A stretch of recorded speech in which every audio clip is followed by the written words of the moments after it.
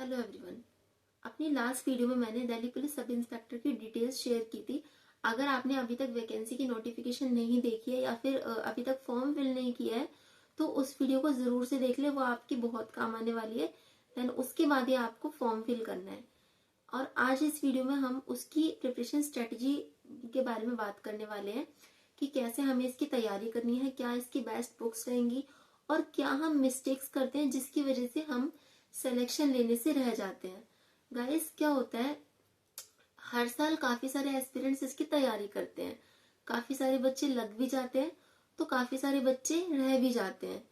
तो ऐसी क्या रीजन है जिसकी वजह से, ऐसी क्या प्रिपरेशन स्ट्रेटेजी जिसकी वजह से हम सिलेक्शन नहीं ले पाते। तो गाइस, यहाँ पर सारी बात आती है आपकी स्ट्रेटेजी कैसी है।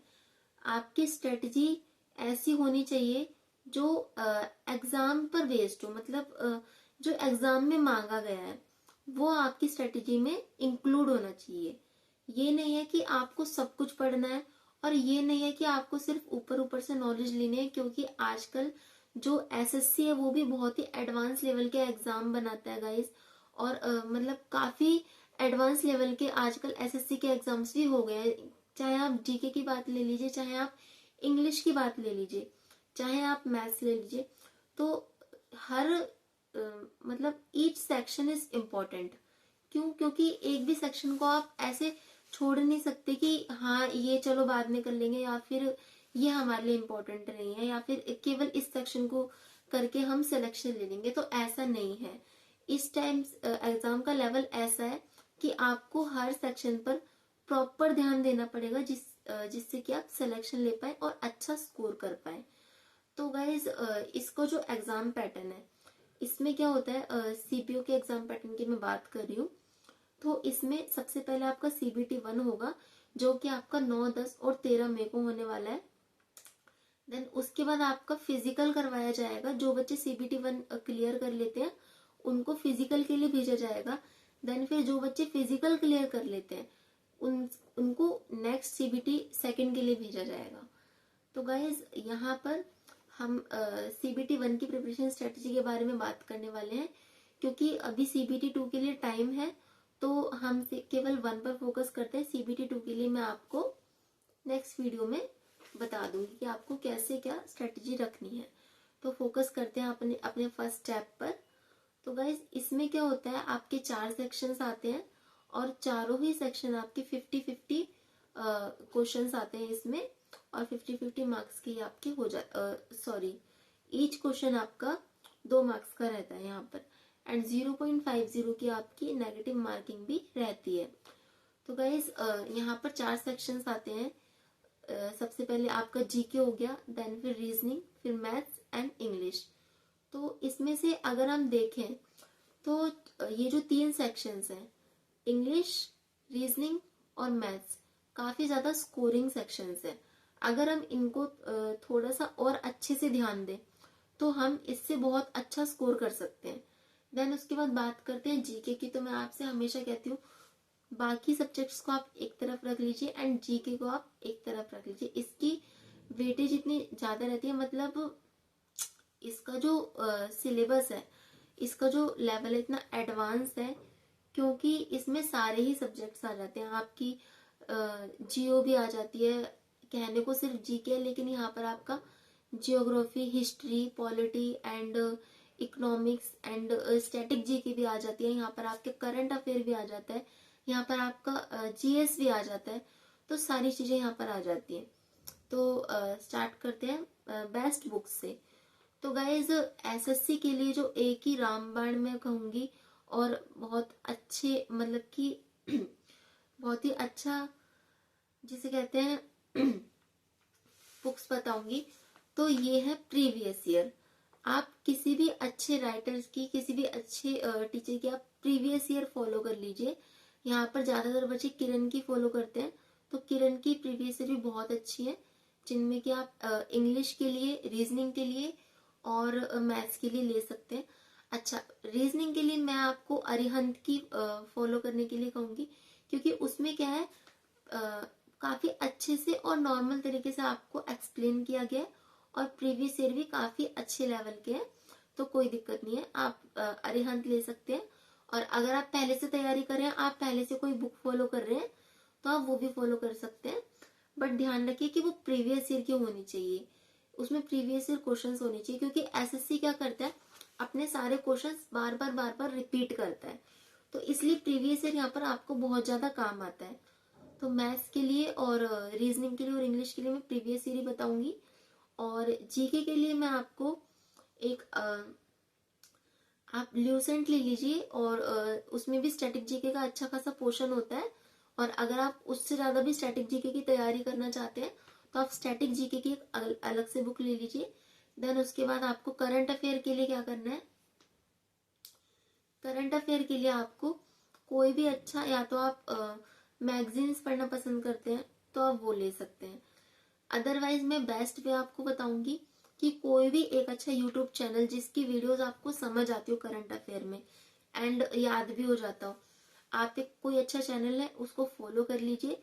देन डेली बेसिस पर आप उसके करंट अफेयर्स की वीडियो देख सकते हैं, या फिर वीकली भी देख सकते हैं, वीकली भी काफी अच्छा रहता है। देन वीकली आप वीडियोस देखकर आपको उसकी मंथली कैप्सूल्स लेनी है, जिससे कि आपकी रिवीजन भी हो जाएगी। तो यहाँ पर आपका, अगर आप इतना कर लेंगे तो आपकी करंट अफेयर की प्रिपरेशन काफी अच्छी यहाँ पर होने वाली है। देन उसके बाद बात करते हैं मैथ्स के लिए कैसे तैयारी करनी है। तो गाइज मैथ्स के लिए मैंने आपको बता दिया प्रीवियस ईयर। उसके बाद भी क्या होता है, कई बच्चों को कॉन्सेप्ट समझ नहीं आते हैं। तो अगर आप किसी ट्यूटर को फॉलो कर रहे हैं तो बहुत अच्छी बात है, अगर नहीं कर रहे हैं तो यूट्यूब पर देखिए, कोई भी एक अच्छे ट्यूटर को आप फॉलो कर सकते हैं। देन उसके बाद उनके मतलब कॉन्सेप्ट्स देख लीजिए, आपके जो भी कॉन्सेप्ट्स क्लियर नहीं है उनको आप अलग से टॉपिक को फिल करके आप कॉन्सेप्ट्स देख सकते हैं और अपने कॉन्सेप्ट्स को क्लियर कर सकते हैं। देन उसके बाद आपको क्या करना है, हाँ वैसे तो ये होता है कि प्रीवियस ईयर में आपके चैप्टर वाइज क्वेश्चंस होते हैं। तो आपको क्या करना है, एक टॉपिक उठाना है, लाइक आपने ले लिया प्रॉफिट एंड लॉस। तो आपको फिर सबसे पहले यूट्यूब पर जाना है। देन उसके बाद आपको प्रॉफिट एंड लॉस की जो भी वीडियो आपको अच्छी लगती है, जिसमें आपको समझ आता है, उससे आपके सारे कॉन्सेप्ट्स आपको सबसे पहले क्लियर करने हैं। देन जब आपके कॉन्सेप्ट्स क्लियर हो जाते हैं, उसके बाद आपको बुक में फिर जाना है, फिर आपको बुक फॉलो करनी है। देन उसके सारे क्वेश्चंस आपको लगाने हैं। इससे क्या होगा, आपका एक एक टॉपिक बहुत अच्छे से कंप्लीट हो जाएगा और काफी स्ट्रांग भी हो जाएगा। देन उसके बाद बात करते हैं रीजनिंग की। तो रीजनिंग की गाइस मैं बोलूंगी आपको डेली बेसिस पर जितनी आपकी कैपेसिटी है, 50 क्वेश्चन की कैपेसिटी है तो 50 क्वेश्चन, 100 की कैपेसिटी है तो 100 क्वेश्चन, आप इतने लगाइए डेली बेसिस पर। अगर आप इतने करेंगे तो आपको जब आपका एग्जाम टाइम होगा तो बहुत अच्छी आपको यहाँ पर हेल्प होने वाली है। देन उसके बाद बात करते हैं इंग्लिश के लिए। तो इंग्लिश में गाइस यहाँ पर आपके 3 सेक्शंस आ जाते हैं, और इंग्लिश में आपको थोड़ा सा खास ध्यान देने की जरूरत है, क्योंकि आपका जब सीबीटी सेकंड होगा तो यहाँ पर आपसे 200 मार्क्स की तो केवल इंग्लिश ही पूछी जाएगी। तो गाइस यहाँ पर इंग्लिश में आपके 3 सेक्शंस पूछे जाते हैं, ग्रामर और आपका वोकैब एंड आपका कॉम्प्रिहेंशन। तो आपको क्या करना है, ग्रामर के लिए कोई एक टॉपिक लेना है, उस टॉपिक का सब कुछ बहुत अच्छे से एनालिसिस करना है। एनालिसिस करने के बाद आपको उस टॉपिक को अच्छे से पढ़ना है, जिससे कि आपका वो टॉपिक क्लियर हो जाए और आपका वो टॉपिक स्ट्रांग हो जाए। देन उसके बेसिस पर आपको प्रीवियस ईयर से क्वेश्चंस लगाने हैं। अगर आप इतना कर लेंगे, इससे ज्यादा आपको करने की जरूरत भी नहीं है। देन उसकी बात करते हैं वोकैब की। तो वोकैब में गाइस आपको क्या करना है, डेली बेसिस पर आपको क्वेश्चंस लगाने हैं। यहाँ पर वोकैब का और कोई सब्स्टिट्यूट नहीं है। यहाँ पर आपको क्या करना है, डेली बेसिस पर आपसे जितने भी क्वेश्चंस हो सकते हैं। हाँ, एक चीज मैं यहाँ पर कहूंगी, आपको जिगजैग बेसिस पर लगाना है। यानी कि जरूरी नहीं है कि अगर हम आज सिनोनिम पढ़ रहे हैं तो हम एक हफ्ते तक केवल सिनोनिम पढ़ते रहेंगे, अगर हमारा कंप्लीट नहीं हुआ है तो। आज आप सिनोनिम पढ़ रहे हैं, कल आप एंटोनिम पढ़ लीजिए, परसों आप इडियम फ्रेजेस कर लीजिए। ऐसे करके आप कर सकते हैं। या फिर कोई भी 2 टॉपिक लीजिए, लाइक आज आपने सिनोनिम और इडियम्स लिया है तो कल आप एंटोनिम्स और वन वर्ड सब्स्टिट्यूशन ले लीजिए। ऐसे करके अगर आप करेंगे, इसे बोलते हैं जिगजैग तरीका। ऐसे करके अगर आप करेंगे तो आप बोर भी नहीं होंगे और आपकी तैयारी भी अच्छे से हो जाएगी। अब बात करते हैं कॉम्प्रिहेंशन की।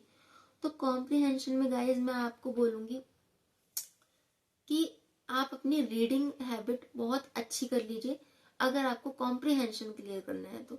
इसके लिए आपको क्या करना है, आपको कुछ भी अच्छा लगता है इंग्लिश में, अगर आपको कोई सॉन्ग सुनना अच्छा लगता है सॉन्ग सुनिए, कोई मूवी अच्छी लगती है इंग्लिश में तो मूवी को आप देखिए, अगर आपको मैगजीन्स अच्छी लगती है तो मैगजीन्स पढ़िए, नॉवल अच्छी लगती है या फिर आपको न्यूज़पेपर अच्छा लगता है, जो भी वट एवर आपको पसंद है आप उसको फॉलो कीजिए, लेकिन उसको आपको पढ़ना है, जरूर पढ़ना है। डेली बेसिस पर आप कोई एक चीज जरूर रीड करिए। इससे क्या होगा, आपकी एक तो उसमें ग्रामर के भी कॉन्सेप्ट्स क्लियर होते हैं, प्लस में आपकी रीडिंग हैबिट अच्छी होगी तो आप कॉम्प्रिहेंशन का जो सेक्शन है उसे बहुत अच्छे से अटेंड कर पाएंगे।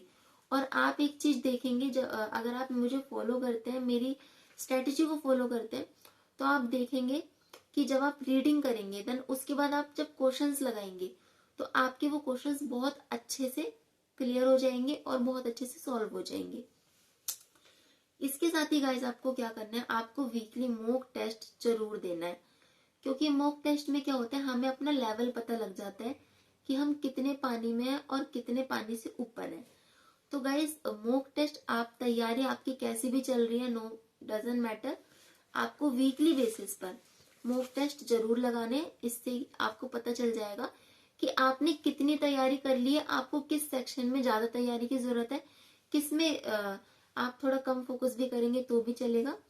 तो इससे आपको ये पता लग जाएगा। देन इसके बाद बात करते हैं गाइज कि कहाँ पर बच्चे रह जाते हैं। तो गाइज सबसे पहले मैं आपको बोलूंगी कि कोई भी बच्चा है मेहनत कम नहीं करता है, बट हाँ आपकी थोड़ी सी मतलब कोई भी बच्चा है, दिमाग किसी में भी कम नहीं होता है, लेकिन थोड़ी सी आपकी जो प्रिपरेशन करने का तरीका है वो मैटर करता है। अगर आप उसको सुधार लेंगे तो आप जरूर से सिलेक्शन ले सकते हैं। और सबसे बड़ी बात यहाँ पर आपको कंसिस्टेंट रहना है, क्योंकि गाइस टाइम बहुत ही कम है। आपको यहाँ पर आपका मई में एग्जाम है तो मान लीजिए आपके पास अराउंड 60 डेज ही बचे हैं प्रिपरेशन के लिए। तो आप लग के तैयारी कीजिए, दिन रात एक कर दीजिए, क्योंकि आपको इस बार सिलेक्शन लेना है, बस आप ये सोच लीजिए। ठीक है, तो आप ये सोच के तैयारी कीजिए कि ये आपका लास्ट चांस है। ये मत सोचिए कि इसके बाद और भी चांस आपको मिल सकते हैं।